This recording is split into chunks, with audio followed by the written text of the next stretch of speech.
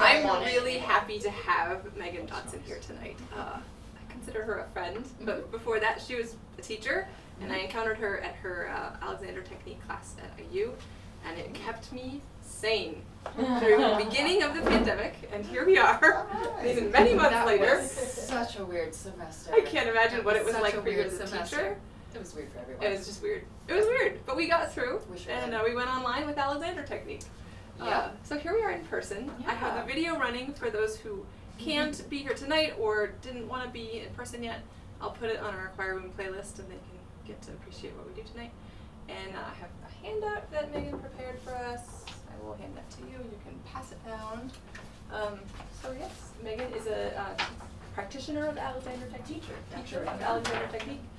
Is the founding director, right? Artistic director of Indianapolis Women's Chorus, which sings here in the area.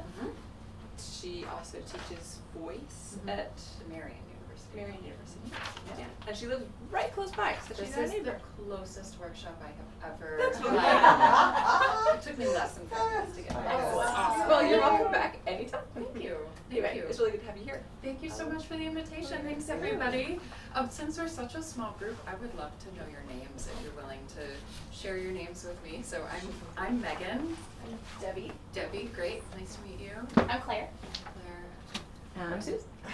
And I'm Deb. And I'm Stephanie. Okay. Carl. Carl, great. So I've got Claire and a Carl, a Debbie and a Deb, and a Stephanie and a Susan. And I'm going to forget all of these within 5 minutes, but I'm going to do my best. But we'll remember it this way. All right. All right. So before this evening, I'm curious how many of you have heard of the Alexander Technique? Wonderful. Great. And have you taken any lessons or classes or just heard about it? I think one half-an-hour group session in an auditorium, so great. Awesome. not a lot, but That's a little wonderful. Yeah, so the Alexander Technique is described in as many ways as there are people who teach it. I like to think of it as an embodied mindfulness practice. It's a way of being in attention to yourself, how you move, but also how you think, and how you respond to everything that goes on around you, the things that you're thinking, the things that are kind of coming at you from life. I encountered at first in my background as a singer, and it helped me tremendously to free my voice, to improve the power of my breath, to sing with more expression and more ease. What I did not expect was that at the same time it was also helping me become a more centered and more resilient person. So the Alexander Technique, as I say on here, I'll follow this, but I may jump around. This is mostly for your reference if you're a person who likes to have a little reference afterwards. The Alexander Technique is essential, effective education for ease in every situation. It rhymes, right? Our society said, come up with a tagline, so I did. So many performers have studied Alexander Technique. It's been around for a little over 100 years, and it's also studied by people just who have all kinds of other professions and all kinds of other ways of being in life. It has been shown to be effective in relieving chronic back pain, as well as helping with the motor symptoms of Parkinson's disease, just to show 2 of the diverse impacts of the Alexander Technique. So we're going to talk about 3 foundational principles of the Alexander Technique and 3 concepts that are kind of the process. And then we'll apply those a little bit to singing, not so much singing since I know you all haven't really been singing together yet much. So we'll just think about how you might apply it to singing. So the first concept that I always like to start with is that the body and the mind are not separate. And this isn't some, sort of out there new age idea. The more we have interesting advances in psychology, we're finding out we think with our whole bodies. Our cognition is in our whole bodies. So the body and the mind are not separate. There's not even a connection. And our habits are habits of both body and mind. So if you want to change a habit, maybe the way you use, just thinking about the video that you all watch, which I love, you maybe want to change the way you use your shoulders when you're breathing. You can't just think about your shoulders. You have to change your approach to breathing and how you think about breath itself for singing before that body habit is going to change.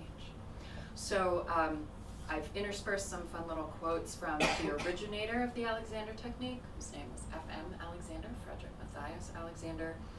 And one of the things he said was, you can't do something you don't know if you keep on doing what you do know. Yeah. So if you want to try something new, you have to try it a new way. You can't do the same old thing. So we're going to get to a little game about that. Actually, let's do that game right now. So I'm going to give you a thought. I'll invite you to say it to yourself in your own mind. If you're feeling very outgoing, you can say it out loud. It's up to you. And notice what effect that thought has on your body. Notice what happens in your breathing. Notice what happens in your muscles. Notice what happens in your heart rate. And the first thought is, I have to do it right, and I have to do it fast. When you say this to yourself 3 times, I have to do it right, and I have to do it fast. And notice what you notice about yourself as you're doing this.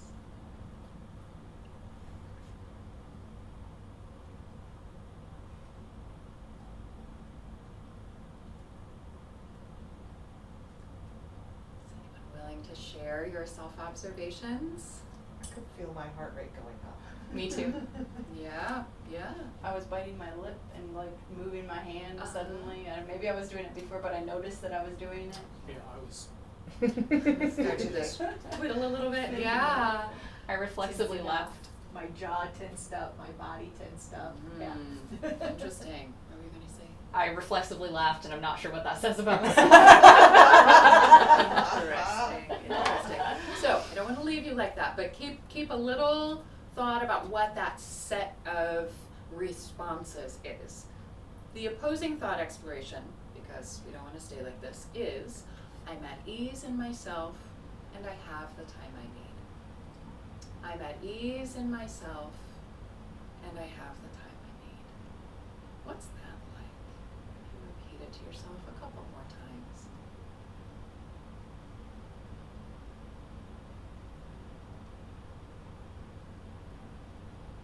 What do you notice? Relax. Mm-hmm. Taking deeper breaths. What I'm going to do will be more fun. Isn't that cool? Cool. Very cool. Other observations about I'm at ease in myself and I have the time I need? I realized what muscles I was tensing and kind of let it go. Interesting. Yeah, so you'll notice that you didn't say, now I need to relax all my tense muscles. You just said, I'm at ease in myself and I have the time I need. And your nervous system, your intelligent body nervous system said, oh, here's some things that might happen to help us be more at ease. So I like to do this exploration for a couple of reasons. One, it, in my opinion, very strongly shows that mind-body unity. It shows that when we are thinking we have to do it right and fast, we're going to do it right and fast, and we might have a physical response to that. And when we think at ease and time, that responds in the way that most of you described, easy, calm, relaxed. So the one where you were experiencing your heightened heart rate, tighter muscles, tense jaw, we'll call that number 1. The one where you had released muscles and just a little more anticipation of enjoyment. Yeah, it's going to be fun. I'm a little bit more relaxed. We'll call that 2. Which one do you think is more conducive to singing? Okay. Which one do you think you use most often when you are maybe performing? Let's say singing in a worship service, if you can remember back to that. 1, okay. What about when you're learning new music? 1, yeah. Depends on how much time I have. Depends on the music. Yeah. Yes. So it's really interesting that we know that having time and being at ease in ourselves and open with enjoyment and relaxation is conducive to good singing. And yet when we use this framework of I have to do it right and I have to do it fast, we don't set ourselves up for success. And I have been a church choir director at other points in my career. I know what that's like to be preparing a new anthem, a new response every single week. And so finding ways that you yourself can be in your own body in a constructive, intelligent, open way is my goal for tonight, to help you find some of those tools. So we're going to talk about posture. We're going to redefine posture. Susan knows these guys because they would come to class with me. Would you all show me good posture for singing? All right, and now at ease. Good. So can you describe what just happened in the room? What did, on average, I know there's just 5 or 6 of you here, what did everybody do? Forward. Move forward. Yeah, that's good. Set straight. Set straight. Yeah. Mm-hmm. Okay. So if you had to, since this is a small group, I love getting to do this exercise. I don't often with a big group. We're going to look at 2 models of posture. This is a wooden art model. His name is Don. And this is a baby toy called Squish, which is also a model of a tensegrity structure. You can all see those at home. So, who has an argument for or against one of these as a model of posture for singing in choir? Yep, just call it out. I feel like your lungs can fill up a lot better if you're straight like Dawn. Okay, great. What else? But you can't be so rigid that you can't move. Yeah, so Don is like, well, he can move a little bit at the joints, but this is much more squishy. Yeah, great observation. What else?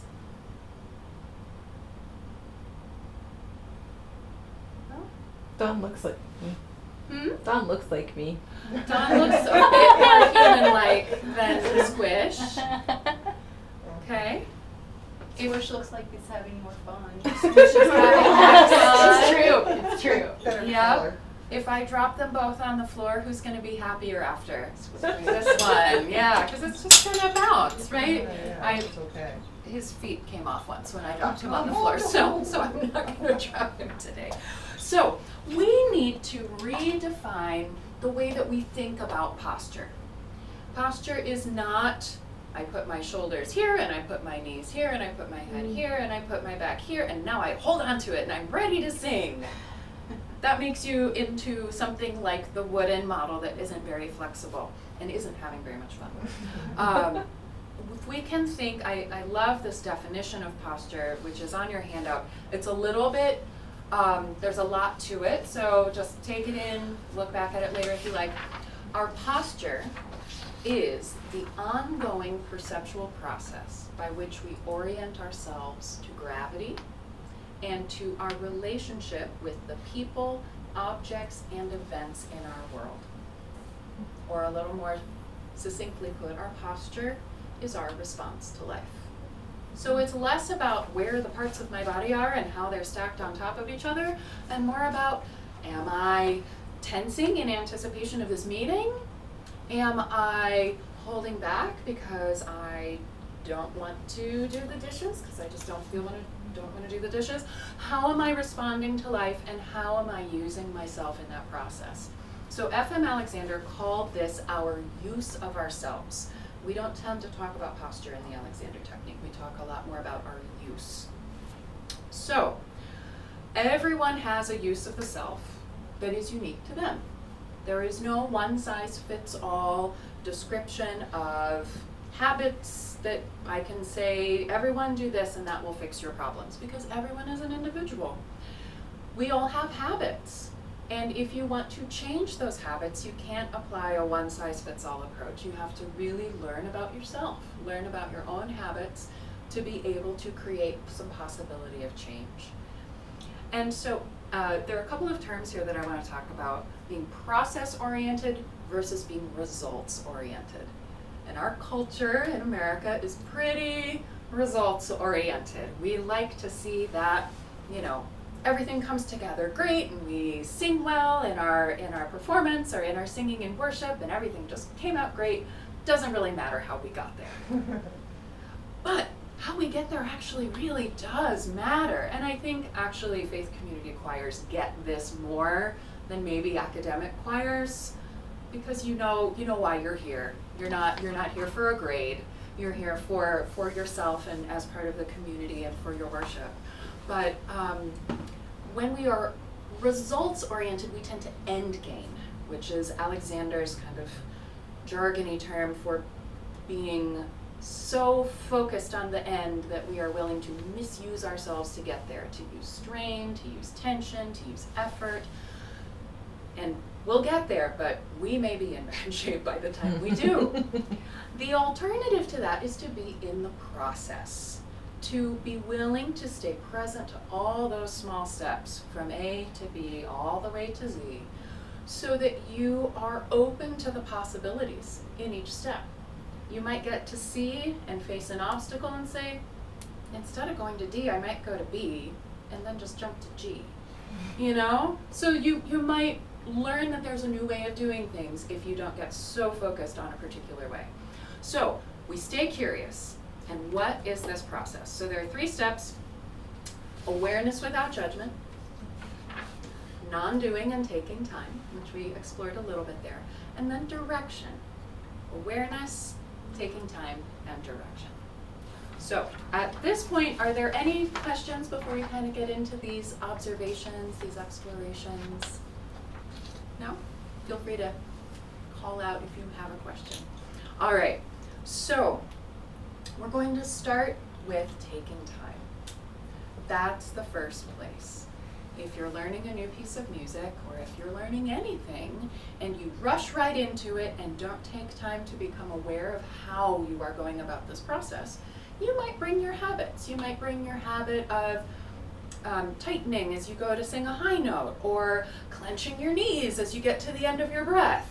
All of these habits, which are individual again, and everyone has their own set. So by taking time, you can become more aware of yourself. So we're going to do a little exercise I call orienting, if you've ever done orienteering, like with a compass to find out where you are.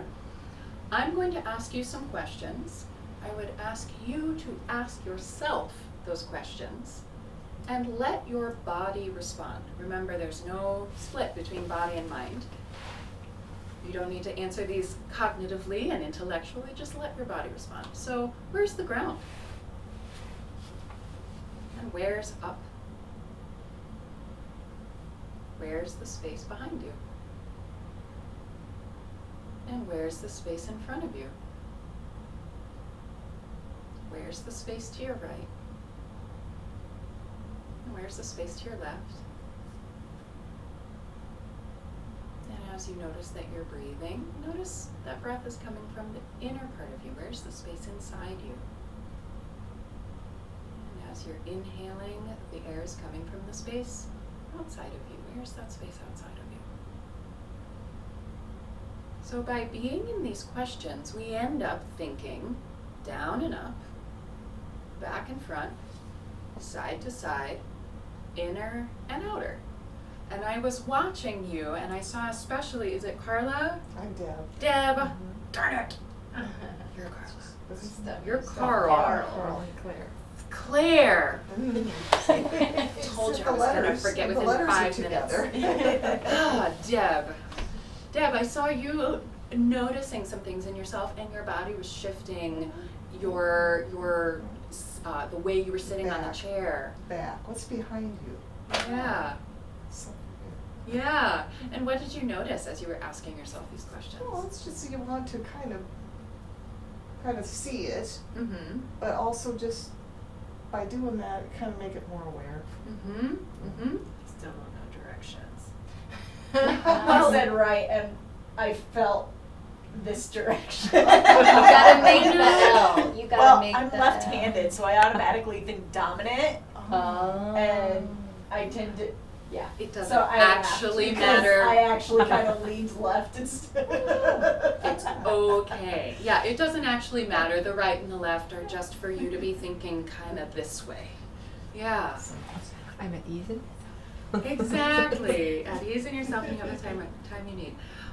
I like this because it gets us thinking, a little bit more like this deal, this little squishy structure that is flexible and that can move. So would you, I know this room is small, but would you stand, and you can either take a small walk around the room or just sit in your chair and stand a few times. Notice if that space goes with you. So think up and down, back and front, side to side. Go for a little walk. I know you're going to have to navigate the dance space here. You can go out in the hallway, I guess, if you want to. And just notice that space. Don't forget there's space above you. Yeah, there you go. Awesome. So were you able to stay aware of that space as you were walking, standing, sitting? Was there a difference in how you moved when you were aware of that space? I feel like I was also aware of other people's spaces. Like I'm not going to intrude on their space, their bubble. Yeah. Yeah. I feel like I would focus on what's in front of me or behind me and forget, like, you had to say what's above you. And I was like, oh, yeah, you're looking at your feet, like, maybe. And that's okay. You know, this is just like any other, this is sensory information. And so as you're becoming more adept at noticing your kinesthetic sense, which is the sense of where you are in space, you'll get better at being able to keep multiple things in mind. Just like, you know, I like to relate it to cooking. You know, maybe the first time you ate a dish that had cinnamon and pepper and, I don't know, I'm not really a cook, but some other thing that goes with cinnamon and pepper, you say, oh, this dish tastes spicy. But later on, you might say, oh, I noticed there's pepper and there's cinnamon and maybe a little bit of something else that I can't identify, but over time you might even be able to identify that. So it's just a refinement of your sensory awareness, just as you would refine any other sense. So yeah, just keep practicing. It'll help your brain wake up. So let's talk about practicing the pause. This is a fun one. So this is that second step. The first step is awareness. The second step is non-doing or taking time.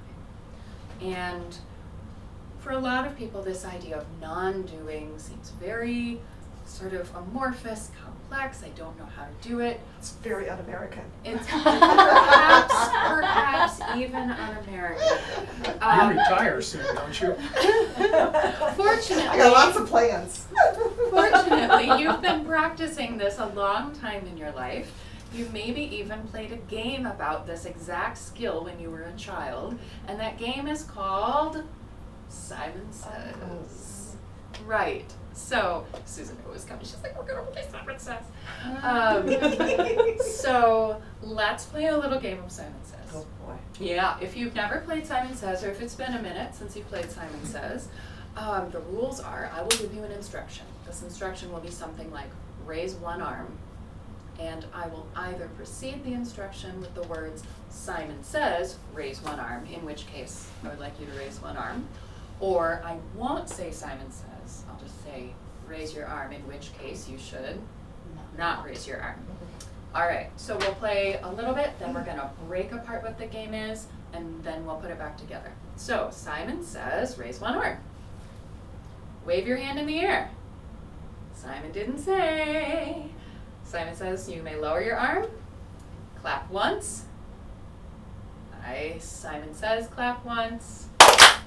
Simon says stand up as you're able. And flap your arms like a chicken. Nope. Simon didn't say.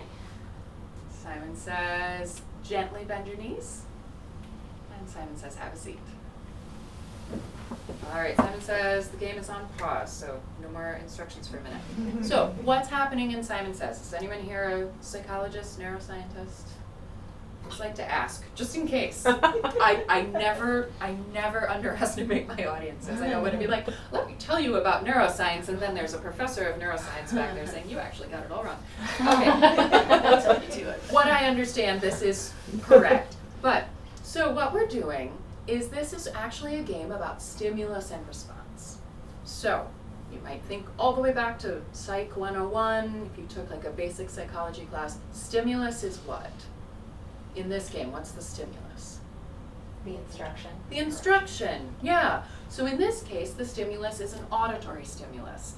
I am speaking, which makes a sound. That sound arrives via vibrations in the air. It goes in through your ear. It goes into your brain. Your brain says, ooh, sound. And then your language centers start to process and go, oh, this is language. And then it says, is this language I understand? Yes, it is. Does it have the words? So you have this whole process. It happens like that. It's amazing. Then what do? Well, also you were demonstrating physically. So I was. So our there eyes was are also seeing too, there was a visual. visual stimulus as well. Really great point. Yeah. So you have this auditory stimulus and this visual stimulus. Then what happens in the game? What do? You act. You respond. Yeah. So you have a stimulus and your response is you either raise your arm or you don't raise your arm. You Try not flap to. like a chicken or you don't flap like a chicken. What happens in between is the area we're interested in. It's that space between the stimulus and the response. And there's a fabulous quote that's attributed to Viktor Frankl. Between stimulus and response, there is a space. In that space is our power to choose our response. And in our response lies our growth and our freedom. Yeah. So here's what we're going to do. We're going to play Simon Says again. And after I give you each instruction, I invite you, if you like, to say, I have time, before you respond. So this is not the game when you're in kindergarten and you're trying to do it as fast as possible to trick people and get them out. Nobody gets out in adult Alexander technique, Simon says. We are wanting to create a little bit of space. So say, if you would, either in your thinking or out loud, I have time. Does that make sense? Okay. So Simon says, raise one arm. I have time. Mm-hmm. And I'm not going to do the visual stimulus this time. Simon says you can lower your arm. Nice. Clap your hands once. Stand up. Simon says you may stand if you like. And Simon says raise an arm in the air. Yeah. And Simon says if you like standing, you can leave your arm up and keep standing, or you're welcome to sit. Well, the game will be over. All right, have a seat. Thank you. So, what did you notice in yourself when you gave yourself this opportunity to stop, to take a little pause, and to choose? It was easier. It was carefree. I didn't feel like, oh, I better not mess this up in front of people. Relaxed. It's easy. Yeah, it was just easy. It was easy. My hips and my core were less tense. Neat. That's a great observation. So you can think about this maybe when you're learning a new piece of music. Say, oh gosh, I now have to learn A Mighty Fortress Is Our God, and there are a lot of notes. Well, you probably know this one at your sleep. I was confirmed Lutheran, so I understand it. But when you're singing a new piece of music, you don't have to say, oh, I have to get it right now. What would it be like to say, oh, I have time. Oh, I didn't get that note. Isn't that interesting? I'll get the next one. And I can guarantee you that if you approach learning with this idea of I have time, and if you also approach your performances with this idea of I have time, I don't have to rush, I don't have to get it right, you will not only have that same ease that you experienced, but that will allow you to be more successful. Nobody was easy and, raised their leg instead of their arm. When you have that time, it gives you just a little more time to think. Yeah, good. The great quote that I love, we even have like little bookmarks, so I didn't bring any with me. When you stop doing the wrong thing, the right thing does itself. So if you're going to think about things in an average choral rehearsal experience that might be the wrong thing that you could stop doing, that you could create a little space around. Anybody willing to name some of those? I have my own list, but I'm a conductor. I don't want to influence you all? Intonation. Okay, intonation. What are some wrong things that you're like, oh, I didn't want to do that? Wrong note. Wrong note, yeah. And I might actually say stressing about the wrong note and stressing about the intonation might actually be other things that you would want to create a little space around. You know, there's always that song where, oh my goodness, sopranos, measure 7, will you get that note? Or altos, you always sing G there, it's actually A, you know, whatever it is. I'm only picking on the sopranos and altos because those are the parts I sing. Of course, of course. I can sing tenor too, but I can't sing baritone.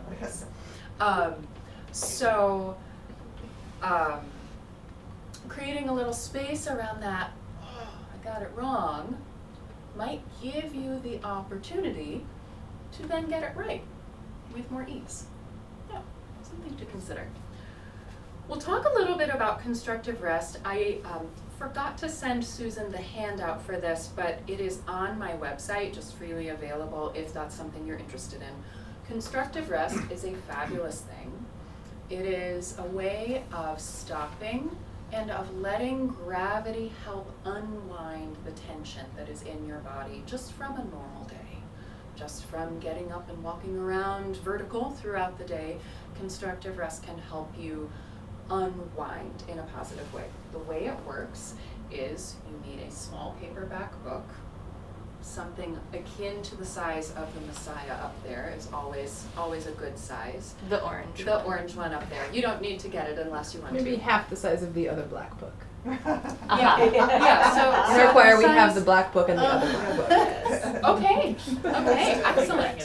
Excellent. We all are. It's so that's the other black book. And the other Yeah. black I book. see them. Excellent.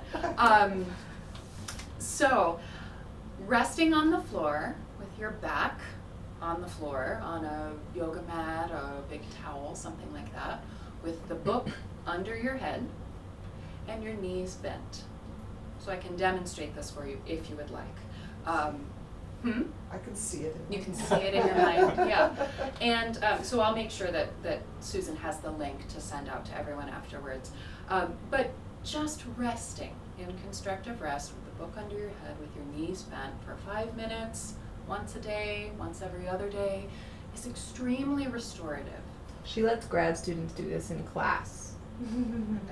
Yes, It's life-changing. It's like, you know, it's so interesting in that class, when people would start the semester, some people really loved it from the beginning. We lay down on the floor in class, what is going on?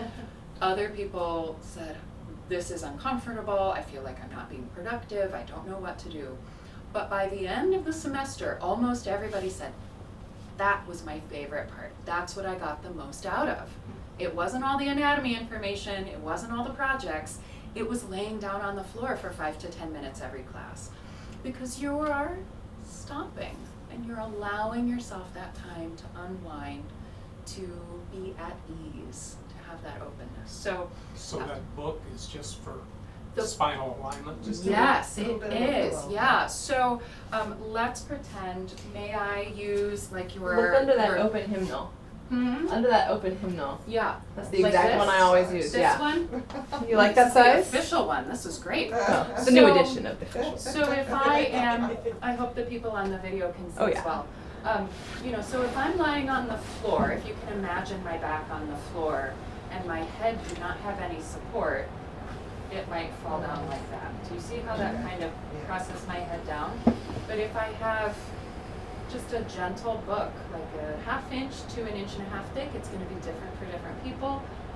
Then, as my back is on the floor, my head is supported, which helps with the next thing we're going to talk about, which is allowing the neck to be free, which is kind of the steering wheel of our movement. So yes, the book is there for support and ease. That's a great question. Don't use your Kindle. It's too narrow. That's Yeah, it is. He said don't use your Don't use your Kindle. Kindle. Don't use your Kindle. I wonder what the case might be. I was thinking about Lennox's bookshelf because there's a lot of choices there. Yeah, Very there's lots little, of and I'm usually lame by the time I'm playing. Those At board the end of the books. night. Those board books. The board books, yeah. Yeah, those will work, yeah. Good, so, once you have, oh, sorry, question? No. No.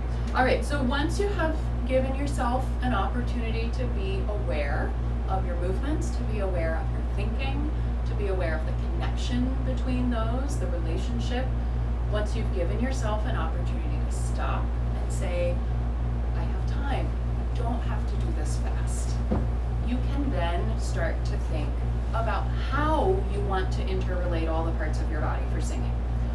You'll notice we didn't jump right there at the beginning. We didn't say, okay, this workshop is going to be about how to hold your head in the right place on top of your spine. We said, hold on, it's about stopping, taking time, being aware, not trying to be right, oh, and also maybe think a little bit about your head. So if you remember anything from this workshop, I have time. That's the one. If anything goes away from this workshop, that's the one.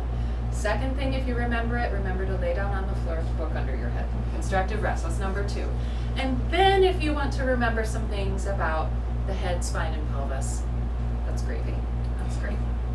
So, basic functional anatomy. I'm going to teach you 2 of my favorite anatomy landmarks. The first is the atlanto-occipital joint. The atlanto-occipital joint is the joint between the atlas, which is the top bone of your spine, and your occipital bone, which is the base bone of your skull. So if you would take 2 fingers, 2 index fingers, and if you place them in the hollows behind your ears, hopefully you can see this on the camera, if they could meet in the middle, that is where your atlanto-occipital joint is.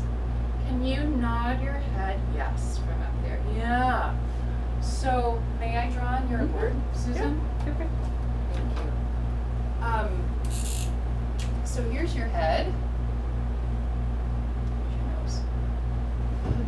And your atlanto-occipital joint balances kind of right up in here, if you can imagine it 3-dimensionally, and then you have spine all the way down. It's not in the back. You might think your neck is back there, but it's actually not. It's way up inside, in the middle. And this matters for a lot of reasons. Your head, and specifically this relationship between head and spine, is your steering wheel for how you use the rest of yourself. If you are tightening that joint, you will probably be introducing tension throughout the rest of you. If you are collapsing through that joint, you're probably going to be kind of collapsing through the rest of you. If you're holding it stiff, you might be stiffening through the rest of you. So this is a great place to check and to start from as you're thinking about the use of yourself in any activity, specifically in singing or in working at your desk, if you work at a computer, if you are working chopping carrots for dinner. So would you, as you're interested and able, place a hand at the back of your head so that as you nod your head yes, you might be able to feel that movement. Can you feel that movement in your hand? Okay, great. And then as you would get out of your chair, would you just notice what's happening there at the base of my neck? And then as I'm sitting, what's happening? What information am I getting? And if you like, you're welcome to just stand and sit a few times to gather some more information about your use of yourself in standing and sitting. Great. And I'm noticing some of you already making changes based on what you're noticing. So you're welcome to remain standing, you're welcome to remain sitting. What are you noticing about yourself? Does anybody have something you'd be willing to share? There's so much movement and action happening in those muscles right there. Okay, all right. You noticed a lot of movement. Great.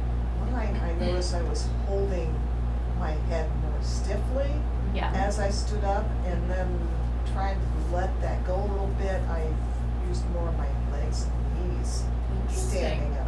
Interesting, yeah. Instead of going with my head first. Mhm. Interesting, yeah, great observation. Any other observations about yourself? I can feel tension. Yeah, it's a really common thing for people to overwork in the head neck area. And so when I'm teaching private Alexander Technique students, I actually teach just down the street in a studio at Northwood Christian Church. I will often use hands at the head and neck to help guide a person into free use of this steering wheel, which then relates all the way down the spine to the pelvis. And my second favorite anatomy landmark, I don't know, they go back and forth, which one's my real favorite and which one's my second favorite, which is the hip sockets. Hip sockets, they're important. Do you know where your hip sockets are? They are on your pelvis, they're at the top of your legs. They are right in there where your leg bends. So can you imagine or find your own hip sockets? You can just imagine them if you want to, or you can try and find them. So they're not at the top of the hips where you might, if you're, you know, putting your hands on your hips and saying, yeah, that's the top of your pelvis. That's your, it's called the iliac crest. The hip sockets are lower, and it's where the leg meets the pelvis.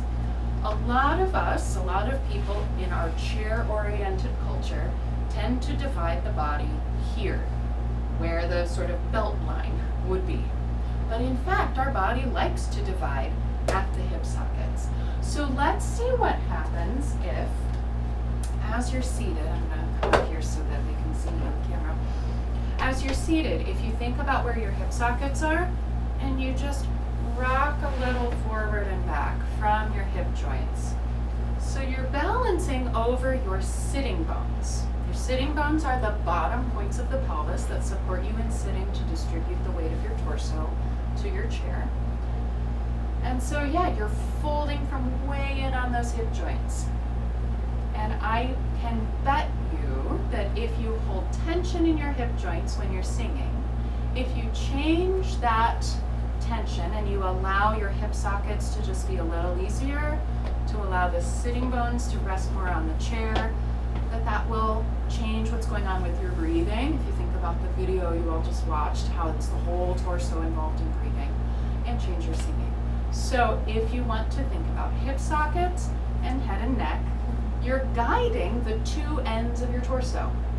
You're guiding the top of the spine and the bottom of the spine, as you might stand and as you might sit. You're welcome to try that a little bit if you like, just thinking about the hip sockets and the neck as you're standing and sitting.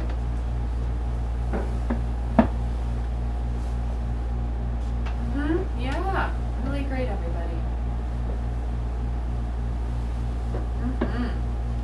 Now we're gonna add, remember those questions? Remember the questions, where's down, where's up, where's the ground and where's up?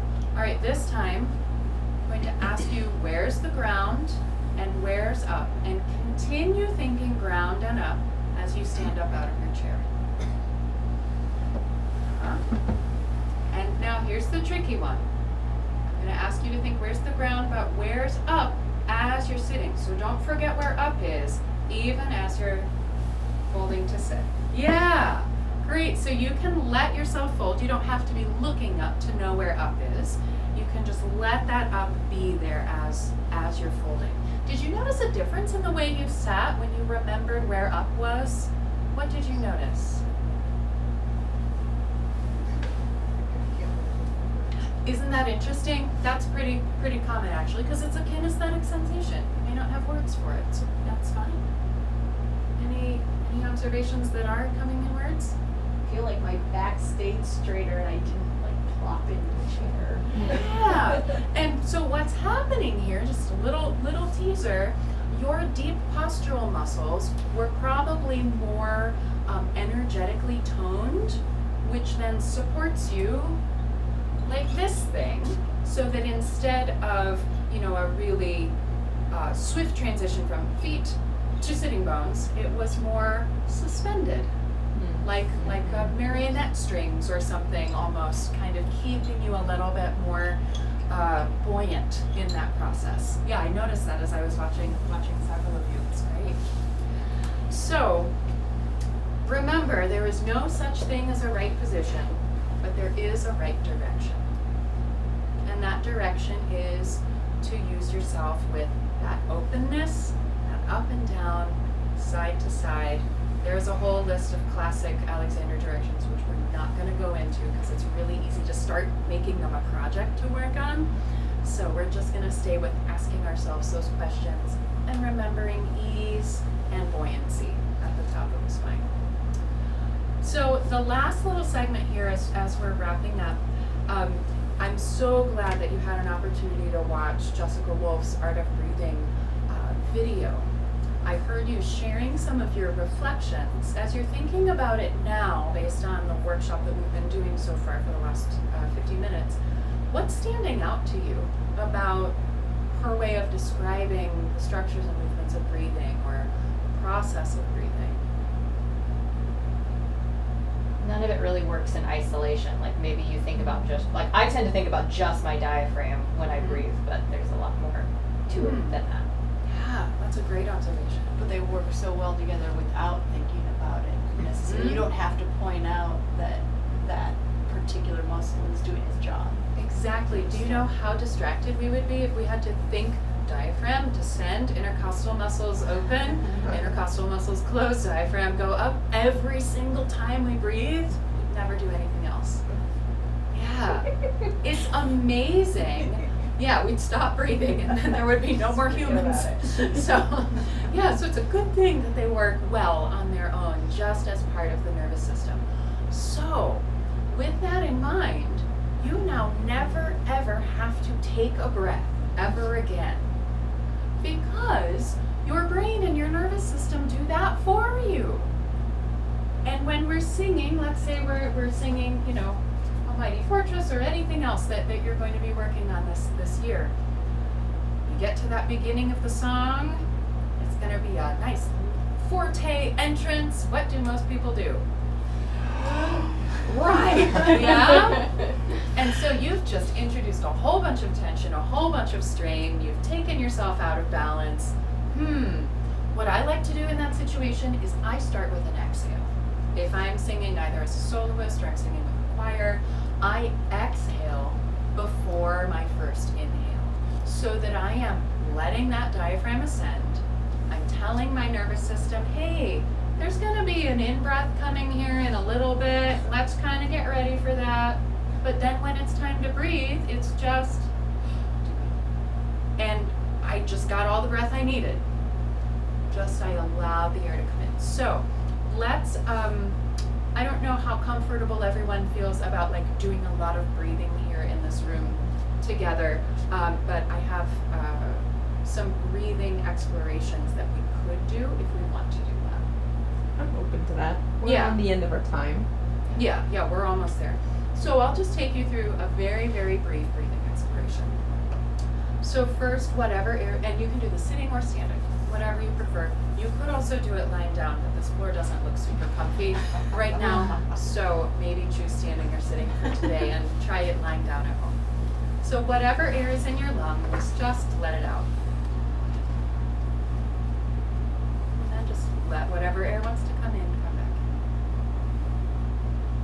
in. And go through this process of allowing the air to go out, allowing the air to come back in.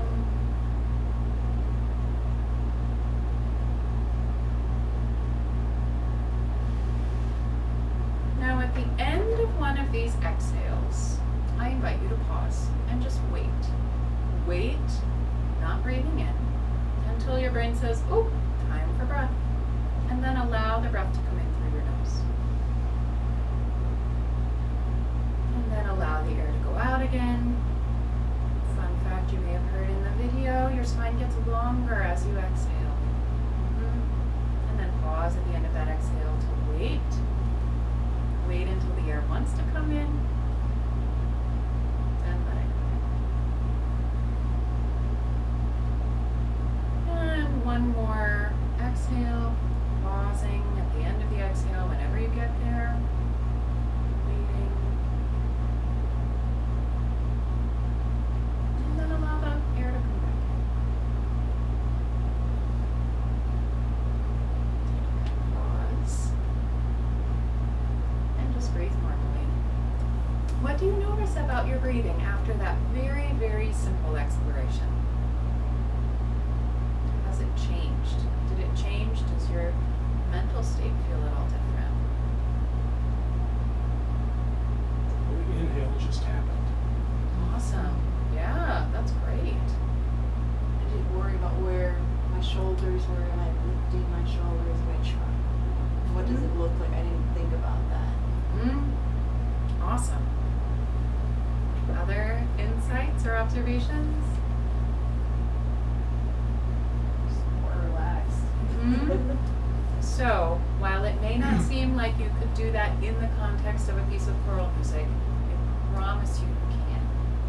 Promise you you can. I know that Susan knows how to do it, so she could make sure that you all have that time if you want to do that. The other piece is using your breath in this way, it's centering. It I find for myself helps me be present where I am. So I use this when I am feeling maybe a little less calm than I would like to be. I have an 11-year-old son. Every now and then there are moments where I'm not thrilled with what's happening. So I might have to blow some air out, pause, wait for the air to return. I might have to do that 2 or 3 times before I go, okay, all right, now we're back on center. But as Jessica Wolf said in the video, our breathing influences and is influenced by our emotional and mental state. So when we change our state of breathing, that changes our emotional and mental state. At the very least, it changes. It doesn't say it's going to automatically improve it, but I've never found it made things worse. So, great. And then practical life, you apply this wherever you are. Take time, orient to gravity, release your breath, and then make a choice. Am I going to raise my arm or am I not going to raise my arm? And how am I going to raise my arm? Am I going to do it with ease or am I going to raise my arm up in the air for Simon Says, right? So you can apply this when you are getting carrots out of the refrigerator. You can apply this when you are faced with a challenge in your work life or in your personal life. Stop, get oriented in your body to gravity, release some breath, and then go on to the next thing. So you have this tool set at your fingertips all the time. And one of my favorite quotes of F.M. Alexander is put at the bottom there, stop trying, but never give up. Stop trying, but never give up. So we have a few minutes for questions, and I love discussion. So what kinds of questions or discussion would you like to have? Well, I'm interested in the techniques as far as singing. What other venues, kind of avenues do you teach this in? So I teach it in workshops to choirs. I teach it one-on-one to individuals. Stress management? It is stress management. I don't ever call it stress management, but it is stress management. I've talked with a lot of my private students recently about stress management because that's on the rise these days, just given the way things are in the world. Yeah. How young of singers would you start teaching this, or does it happen naturally when you're young and then we start to override the normal system? That's a really good question. So yeah, in my experience, children who are sort of going to school all day tend to still maintain their natural ease and buoyancy. I don't know if it's something to do with the cognitive development that happens around that time, or whether it is our way of putting kids in little chairs and at little desks and asking them to sit more than is maybe developmentally what they want to do. But yeah, so I usually find around kind of that elementary school time is when kids start to shift. Some of them are still really buoyant and open. The more they can play on the floor, even up to, 3rd, 4th, 5th grade. That's great. But yeah, then around the teen years, people start to have to get really cool, and stop using that buoyancy. So I have taught this work to children who were in their early teens. I know it has been taught. There's actually a school in England that is based around the Alexander technique, and they use it with children as a preventive to keep them from developing these harmful habits that might cause them tension and pain later. So yeah, I work mostly with adults, partially because the adults are the ones who have the money, the time, and the choice to seek this work. But I've had students, especially if they have perhaps scoliosis. I've worked with a couple of children under 10 who have scoliosis, just because it helps them learn to move in a way that's very balanced and open. Yeah, and I've worked with people in their 80s and 90s. One person with Parkinson's disease who found a lot of benefit and help from the technique as well. So. What was Alexander's occupation? Where did he? Yeah, this is. I'll see if I can tell this in 30 seconds or less. Sorry. No, you're great. I was hoping someone would. Yeah, F.M. Alexander lived from 1869 to 1955. He was born in Australia, actually on Tasmania, on the island, and he was an actor. He, at that time, was giving, it was fashionable to give one-man shows of recitations. So he would do poetry and monologues from Shakespeare and, just things he could do by himself. Now you're in pre-1900 Australia, there are no microphones, and FM had been taught to elocute. Remember elocution? So he would put one foot in front of the other, grip the floor, throw his chest up, and pull his head back to declaim to the top balcony. Well, what happened is that over time, he started to lose his voice. And he went to doctors in various places, Sydney and Melbourne, wherever he was performing, and they said, we can't see anything wrong with your voice. Of course, they didn't have modern speech pathology and scoping, but he said, just rest your voice, drink this tea, drink water with lemon, it'll just rest your voice, it'll be fine. And it was fine until he started performing again, at which point the hoarseness would come back. So the Alexander technique, the thing that we call the Alexander technique, originated as his self-explorations to figure out the cause of his hoarseness and his cure for himself, which was to what he called inhibit, or to say no to his desire to speak, so that he could use his body in a way that was conducive to speech. And eventually it took him like 7 to 10 years. It took him a long time, but set up with mirrors, like at a, in a fitting room where you can see your sides a little bit. He would just imagine speaking and watch this pattern of tension show up. So he had to first unlearn that pattern of tension before he could relearn how to give himself constructive directions for how to use himself. He regained his speaking voice and then was invited to start teaching other actors. He was known as the breathing man for quite some time. Did the audience notice this? I assume so, then? yeah. And then the doctors in Australia said, we want to send you our unsolvable cases, because of course Victorian medicine didn't have all of the tools that we have today to learn about, disease that is happening inside the body. But when Alexander worked with people and they were able to be more open and more poised, a lot of these chronic illnesses cured themselves, so to speak. He then was given introductions to go to London, get connected with the medical community there, and began teaching people how to teach his work. So yeah, that's kind of the backstory of how it all got started, and it has, like any tradition, branched, and you have people from different branches who say that the work is, more about this or more about that, but it all kind of comes from that same place. Yeah, and I'm a certified Alexander technique teacher. That means I did a 3-year, 1,600-hour teacher certification program.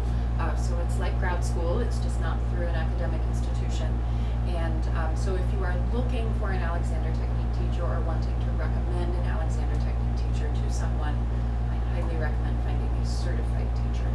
So, any other questions? I know we're past time. So. Just a comment. Yeah. I track my blood pressure, and I find that doing similar breathing exercises before I take my blood pressure. Isn't that cheating though, Carl? I do both, actually. I do both, and it does make a difference. Yeah. That's really cool. Yeah. It'd be very interesting. But the doctor only gets the lower ones. You do before the doctor. I track them, but I don't turn it all in. It's two sets of Sounds books. like a plan. That's great. Yeah, thanks for sharing that. All right, well, it has been a pleasure meeting you all and being here this evening. Thanks for having me. If you have any questions, Susan knows how to get a hold of me, or my website and my email are on your form there. So happy to so hear much. from you. Thank you very Yeah, much. sure.